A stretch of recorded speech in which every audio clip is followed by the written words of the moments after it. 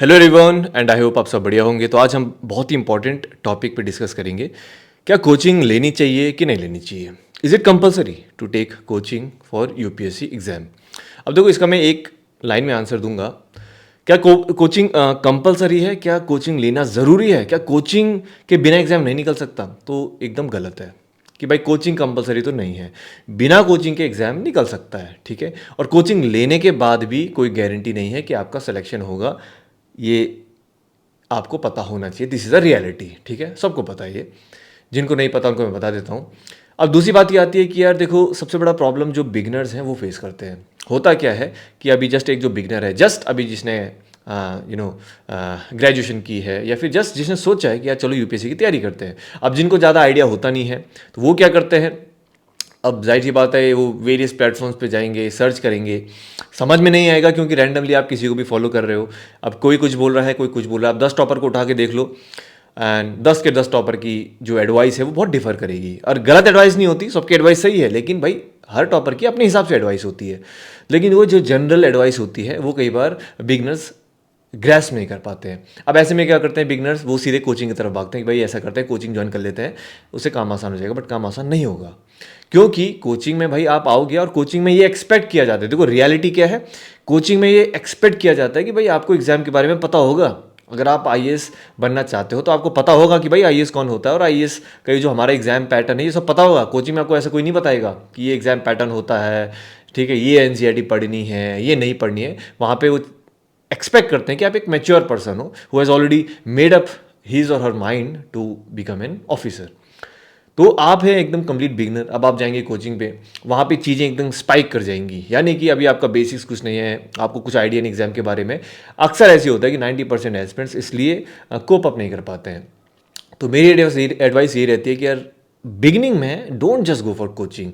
आज की डेट में इंटरनेट में इतनी सारी एडवाइस अवेलेबल है, इतनी ज़्यादा गाइडेंस अवेलेबल है। इनफैक्ट मैं खुद अलग अलग टॉपिक्स पे वीडियोस बनाता हूँ, एंड मैंने बहुत बार ये चीज़ कवर कर रखा है कि हाउ टू स्टार्ट प्रिपरेशन, और बहुत ही सिंप्लीफाइड वे में। अगर आप उसको भी फॉलो करोगे तो आपकी प्रिपरेशन बहुत ज़बरदस्त स्टार्ट हो जाएगी और अच्छे से आप कंटिन्यू कर सकते हो। और जो बाद में जो प्रॉब्लम्स आती हैं, सी सेट कैसे करना है, ऑप्शनल का क्या करना है, वो सारी चीज़ें तो वो भी ऑलरेडी कवर्ड रहती हैं। तो इन द इनिशियल टाइम आपको कोचिंग ज्वाइन करने की ज़रूरत नहीं है, क्योंकि मैं रियलिटी बताता हूँ। मैं खुद नहीं बोला, मेरे पास बहुत से एस्पिरेंट्स आए हैं जिन्होंने कोचिंग ज्वाइन करी है। उनका वही कहता है कि पहली बात तो भाई 6-6 घंटे क्लासेस में निकल जाते हैं। हम पढ़े कैसे? 6 घंटे हमारे पास पढ़ने को होते हैं, उसमें क्लासेस में चल जाता है।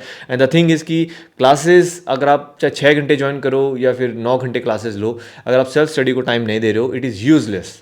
क्योंकि इतना सब कुछ आपने पढ़ लिया, लेकिन असली जो आपकी पढ़ाई जो इफेक्टिव होगी वो आपकी सेल्फ स्टडी से ही होगी। खुद किताबों को पढ़ना पड़ेगा, किसी के वीडियोस देख के काम नहीं निकलेगा, किसी के वीडियोस देख के या किसी के नोट्स पढ़ के एग्जाम तो नहीं निकलेगा, है कि नहीं? आपको खुद से पढ़ना पड़ेगा, खुद से किताबें के जो पन्ने हैं वो पलटाने पड़ेंगे, बिटवीन द लाइन्स खुद पढ़ना पड़ेगा, then only it will be helpful. अब ये करने का आपको टाइम नहीं है। आप चाहे कितना भी ऑनलाइन वीडियोस या ऑनलाइन लेक्चर्स देख लो, जब तक भाई एट द एंड आपको घर में आके पढ़ना पड़ेगा, और वो ही टाइम नहीं है आपके पास, तो व्हाट्स द पॉइंट? तो पहली चीज़ ये है कि आपको टाइम होना चाहिए। अब दूसरी बात ये आती है कि जो बहुत से एस्पिरेंट्स हैं जो अभी जिनसे मेरा कांटेक्ट मतलब बात होती है, तो उनका भी ये कहना है, और दिस इज़ द रियलिटी, कि देखो होता क्या है कि अभी जो बिगनर्स होते हैं उनको ज़्यादा आइडिया नहीं होता है कि भाई पॉलिटी में क्या है, बाकी हिस्ट्री में क्या है, ज्योग्राफी में। बेसिक्स क्लियर नहीं है, कहने का मतलब है आइडिया तो रहता है, बेसिक्स क्लियर नहीं है। उसके बाद जैसे ही वो कोचिंग में जाएंगे तो वहाँ पर एकदम से स्पाइक हो जाती हैं चीज़ें, मतलब एक ही महीने में बेसिक से सीधे एडवांस पे पहुंच जाएंगे। अब प्रॉब्लम ये है कि भाई जो इसने पहले से अपने बेसिक्स मजबूत कर रखे तो उसको तो कोई दिक्कत नहीं है, उसका तो कोचिंग फर्स्ट क्लास चलेगा। अब 90% इस कैटेगरी में होते हैं कि उनका वो एकदम ये सोच के जाते हैं कोचिंग में कि 0 से 100% हमको यहाँ पे क्लियर हो जाएगा, बट ऐसा नहीं होता है।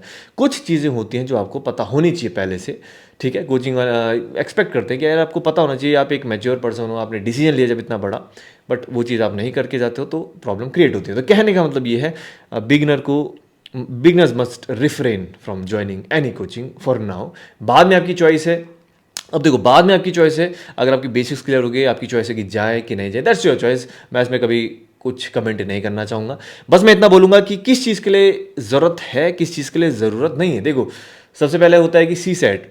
मुझे नहीं लगता कि सी सेट के लिए कोचिंग ज़रूरत है, लेकिन अगर आपका सी सेट बहुत वीक है, देखो यहाँ पे मैं एक बात बोलता हूँ, सी सेट का पहले पेपर लगाइए, ठीक। सी सेट के अगर आप पेपर लगाते हो, आपके अच्छे मार्क्स आते हैं, और फिर उसके बाद खुद प्रैक्टिस करने की कोशिश करिए, एंड अगर आपके मार्क्स इंप्रूव होते हैं तो आपको सी सेट की कोचिंग की ज़रूरत नहीं है। वरना फिर यार 10-12 हज़ार का सी सेट की आप कोर्स लोगे तो कोई तुक नहीं बनता उस चीज़ का। अगर आपको लगता है कि यार मैं इतना एफर्ट कर रहा हूँ सी सेट में, फिर भी मेरी मैथ्स नहीं इंप्रूव हो रही, सी सेट के नंबर नहीं इंप्रूव हो रहे, तब जाके शायद आपको ज़रूरत पड़े, ठीक है, तब जाके सोचना है। वो बात की बात है, इनिशियल में नहीं एकदम डिसीजन लेना है। दूसरी बात आती है जीएस की। देखो आज की डेट में जीएस बहुत ही कॉमन हो गया है, बस थोड़ा सा सिलेबस को समझना है, थोड़ा सा उसकी अच्छी ऑथेंटिक बुक लिस्ट आपको चाहिए, अच्छे क्रिस्प नोट्स चाहिए, और एक अच्छा सा गाइड चाहिए जो आपको बस बता दे। या फिर आप ऑनलाइन भी जैसे अलग अलग टॉपिक्स की वीडियोस देख सकते हो कि किस वे में अपने जनरल स्टडीज़ को अप्रोच करना है। That is it. उन 4-5 सब्जेक्ट्स के लिए यू डोंट नीड कोचिंग। पहली चीज सिंपल सी बात ही है। अब भाई जो ज्वाइन करना चाहता है वो करेगा, दैट्स योर चॉइस, बट फिर भी जो जिसको है कि नहीं मुझे तो करना ही करना है, मुझे तो करना है बस, तो फिर उसके लिए मैं कहूँगा कि अपने बेसिक्स पहले मजबूत कर दो, एटलीस्ट एनसीईआरटी अच्छे से पढ़ो, तब जाके सोचना कि हाँ भाई मैं अब कर लेता हूँ। बट प्लीज़ बिना बेसिक्स के डू नॉट ज्वाइन, खुद परेशान रहोगे जैसे कि ज़्यादातर परेशान रहते हैं। तो जनरल स्टडीज़ के again I will say it is not compulsory. General studies के लिए क्या ही कंपलसरी है, जीएस 1, 2, 3 और 4 ऐसे है, ठीक है। ऐसे का कोई सिलेबस नहीं होता है, इट्स ऑल ऐसे आपका नॉलेज पे डिपेंड करता है और आपके स्किल्स पे और आपके अप्रोच पे डिपेंड करता है। क्वालिफाइंग क्या है, क्वालिफाइंग ही पेपर है, नाम के पेपर होते हैं, पिछले 4-5 साल के पेपर आप सॉल्व कर दो, क्वालिफाइंग आपका वैसे हो जाएगा, ठीक, उसकी भी नीड नहीं है। ऑप्शनल के लिए देखो, और ऑप्शनल के लिए अलग लेनी पड़ती है कोचिंग, और जीएस के लिए अलग लेनी पड़ती है कोचिंग, ठीक।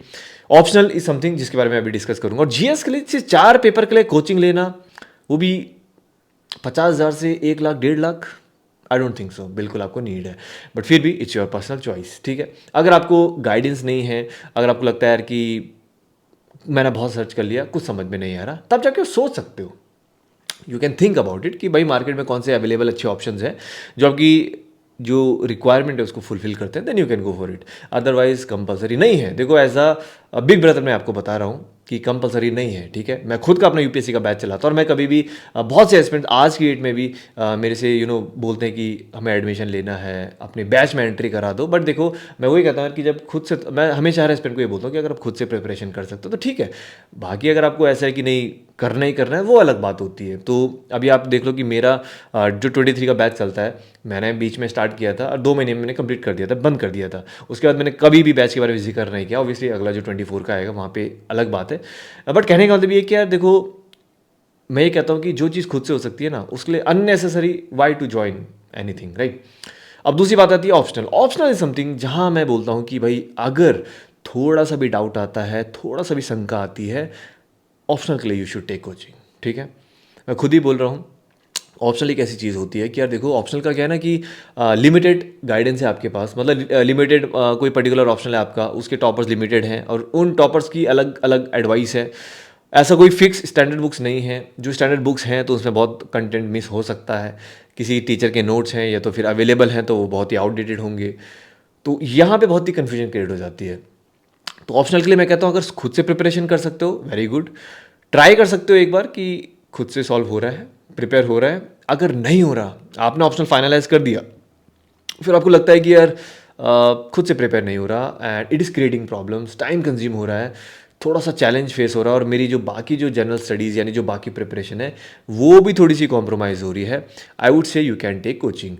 ऑप्शनल में बहुत सारे आजकल वेराइटीज़ होती हैं। ऑफलाइन कोचिंग थोड़ी महंगी पड़ती है, 50-60 हज़ार की, वो लास्ट रिजॉर्ट होना चाहिए। उससे पहले ऑनलाइन वाला है तो ऑनलाइन वाला भी आई थिंक 30-40 हज़ार में आता है। उससे पहले भी एक थोड़ा सा mentorship type I have seen कि बहुत से प्रोवाइड कराते हैं, तो आई थिंक वो 15,000 20,000 में होता है। तो इसकी आपको पहले अप्रोच करनी चाहिए कि यार इससे काम चल जाएगा, क्योंकि मेंटरशिप में क्या होता है, आपको गाइड कर देंगे। देखो मेन होता है गाइड। अगर कोई आपको गाइड कर दे कि भाई क्या पढ़ना है, कैसे पढ़ना है, और जो आपको पढ़ने के लिए नहीं है हम रिसोर्सेज देंगे, आपको लेक्चर्स दे देंगे और उसके बाद प्रैक्टिस करवा देंगे, आंसर राइटिंग कैसे करनी है, बस यही तो चाहिए होता है। अगर आपका इससे काम चल जाएगा तो why you need to spend more money. तो ये चीज़ है, थोड़ा सा सोचने वाली बात है। तो और ये है, और उसके बाद आई थिंक लास्ट में आपका आता है टेस्ट सीरीज़। टेस्ट सीरीज़ में आई वुड से फिल्म्स की टेस्ट सीरीज़ बाय करने की ज़रूरत नहीं है भाई, सिंपल सी बात है। फिल्म से पहले अगर आपने, मैं कहूँगा भाई 15-20 साल के जो यूपीएससी के प्रीवियस ईयर क्वेश्चन हैं अगर आपने वो सॉल्व कर ली तब जाके सोच लेना कि भाई चलो टेस्ट सीरीज ले लेता हूँ। अगर नहीं करे तो पहले प्रीवियस ईयर क्वेश्चंस को सॉल्व करो, उनको समझो, वहीं से आपको ज़्यादा अच्छी खासी हेल्प होगी, ठीक है। No need to buy test series यार, 10-10 हज़ार की टेस्ट सीरीज है जिसमें कि 8-10 टेस्ट है। I don't think so it is worth it. मैं तो अपने बैच में फ्री में ही टेस्ट सीरीज लगा रहा हूँ, मतलब कि जो मेरा बैच है मैं तो वहाँ पे वीकली बेसिस पे टेस्ट देता हूँ, उसके बाद at the end full length मॉक्स दूंगा एंड फ्री ऑफ कॉस्ट। तो टेस्ट सीरीज का भी चार्ज है, मतलब it has become a business now days कि भाई थोड़ा सा हर चीज़ का एक एक चार्ज है। टेस्ट सीरीज़ का अलग से चार्ज है, सी सेट का अलग से चार्ज है, एक सेशन है उसका चार्ज है। तो आई वुड से कि be very careful. Test series prelims के लिए एटलीस्ट आपको ज्वाइन करने की नीड नहीं है। भाई प्रैक्टिस करना है, दुनिया भर के क्वेश्चंस हैं यार, आपकी जो स्टैंडर्ड बुक है उसके पीछे क्वेश्चंस हैं। मार्केट में जाओ, टेलीग्राम पे जाओ, दुनिया भर के आपको अच्छे अच्छे मॉक्स अवेलेबल हो जाएंगे। ओल्ड राजेंद्र नगर जाओ, अच्छे अच्छे आपको मॉक्स मिल जाएंगे। एक हज़ार में आपको सारे मॉक्स मिल जाएंगे। तो why you need to spend more money, be very sensible. बहुत से एस्पिरेंट अभी जब बोलते हैं कि हम टेस्ट सीरीज ज्वाइन करने, मैं कहता हूँ यार एक बार बताओ, आपने क्या सिलेबस कंप्लीट कर दिया? थोड़ा बहुत भी कर दिया? जो इस साल जो टेस्ट होने वाला है, जो इस हफ्ते जो आपके मॉड्यूल्स हैं वो पढ़ लिया आपने? नहीं पढ़ा ना। तो भाई ऐसा टेस्ट सीरीज बाय करके क्या फ़ायदा? आप टेस्ट सीरीज बाय कर लोगे, उसके बाद जो टेस्ट है उसके लिए आपने पढ़ा ही नहीं है, तो आप टेस्ट दोगे नहीं, फिर उसके बाद आप बाद में कभी जब टाइम मिलेगा तब लगाओगे इस टेस्ट को। Simply wastage of time. तो डोंट डू सच थिंग्स। उसके बाद लास्ट में आता है answer writing. Answer writing is something which you can take. मैं देखो दो ही चीज़ के लिए मैं हमेशा रेफर करता हूँ। मैं कहता हूँ अगर ज़रूरत है तो आप ऑप्शनल की और आंसर राइटिंग की ले सकते हो, ठीक है, अपने अकॉर्डिंग अगर लेना चाहो। बाकियों में बिल्कुल ज़रूरत नहीं पड़ती है। आंसर राइटिंग में भी ऐसे कि भाई अगर आपका कोई अच्छा फ्रेंड है या फिर अच्छा कोई गाइड है या कोई मेंटोर है जो आपकी आंसर राइटिंग अच्छे से तो आपको बता देगी आंसर राइटिंग करना कैसे है, तब आपको आंसर राइटिंग की भी ज़रूरत नहीं। क्योंकि आंसर राइटिंग में क्या होगा भाई, आप ज्वाइन करोगे उसके ऊपर वो रिमार्क डाल देंगे कि भाई ठीक है यहाँ पे ये चीज़ ऐड करनी है, थोड़ा सा इसको एक्सपैंड करो, थोड़ा ये क्लीन लिखो, पॉइंट फॉर्मेट में लिखो, सब हेडिंग्स ऐड करो, कंक्लूजन थोड़ा सा एक्सपैंड करिए, इंट्रोडक्शन ये करो, बस ये तो रहेगा आंसर राइटिंग में। यार ये तो कोई भी बता देगा, ठीक है। और कोई भी क्या है, प्रीवियस ईयर क्वेश्चन उठाओ अगेन, उसमें क्वेश्चन आंसर्स को देखो किस तरीके से आंसर्स लिखे हैं, दैट्स इट। खुद से एफर्ट करोगे तो बहुत सारी चीज़ें कर लोगे, लेकिन अगर दूसरे पे डिपेंडेंट रहोगे फिर तो छोटा सी सेट का पेपर भी आपको करेगा प्रॉब्लम, मतलब बहुत परेशान करेगा। तो एज अ बिग ब्रदर मैं ये चीज़ बोल रहा हूँ, बाकी आपकी चॉइस है भाई, जो आप फॉलो करना चाहें ना करना चाहें। हमारे उधर भटकने के लिए तो भाई देखो there are many sharks in the ocean and you have to be very careful, ठीक है। तो यही चीज़ मैं कहूँगा। एंड बाकी कोई भी आपको डाउट या दिक्कत आती है तो यू कैन कमेंट। तो मैं बस इन दी एंड में यही बोलूँगा कि जो बिगनर्स हैं या फिर जिन्होंने जस्ट तैयारी स्टार्ट करी है, कुछ महीने ही हुए हैं चाहे, थोड़ा खुद से करके देखो, हो जाएगा धीरे धीरे करके। और मैंने इतनी सारी वीडियोस डाली हैं कि कैसे प्रिपरेशन स्टार्ट करनी है, कि एनसीईआरटीज़ में क्या पढ़ना है क्या नहीं पढ़ना है। बुक लिस्ट मैंने डाल रखी है, करंट अफेयर कैसे कवर करना है वो मैंने डाल रखा है, ऑप्शनल कैसे चूज़ करने का वो मैंने डाल रखा है, क्वालिफाइंग पेपर्स कैसे होते हैं उनको कैसे टैकल करना है वो मैंने डाल रखा है, आंसर राइटिंग कैसे करनी है वो मैंने डाल रखा है, PYQs को एनालाइज कैसे, सब कुछ मैंने डाल रखा है। अगर आप वो सारे वीडियोज़ भी देख लोगे, आई कैन गारंटी आपका सब कुछ क्लियर हो जाएगा, ठीक है। वैसे भी मार्केट में ऐसे बहुत से हैं जो मैं डालता हूँ वही मार्केट में थोड़ा बहुत कॉपी होता है। तो यू शुड ट्रस्ट, ठीक है, थोड़ा सा ट्रस्ट करिए and it will help you, definitely it will help you, ठीक है।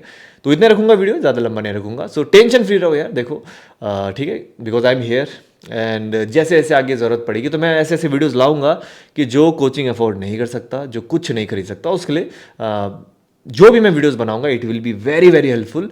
5-6 साल का एक्सपीरियंस है, ऐसे ही नहीं है एक्सपीरियंस, ठीक है, हवा में नहीं बात करता हूँ। जो चीज़ टेस्टेड एंड ट्राइड है तो उसी चीज़ को मैं बोलता हूँ, ठीक है। And many aspirants have benefited from this, it just you have to trust, ठीक है। तो चलिए फिर आज के लिए इतना ही है, ठीक है। तो सेल्फ प्रिपरेशन करिए अभी, कभी जब ज़रूरत पड़ेगी तब सोच लेना कोचिंग का, अभी कहीं भाग थोड़ी रही, कोचिंग दुनिया भर के हैं, ठीक है। जब आप चाहो हाजिर हो जाएंगे सब सामने, ठीक है। तो यही है फिर, thank you so much and have a good day.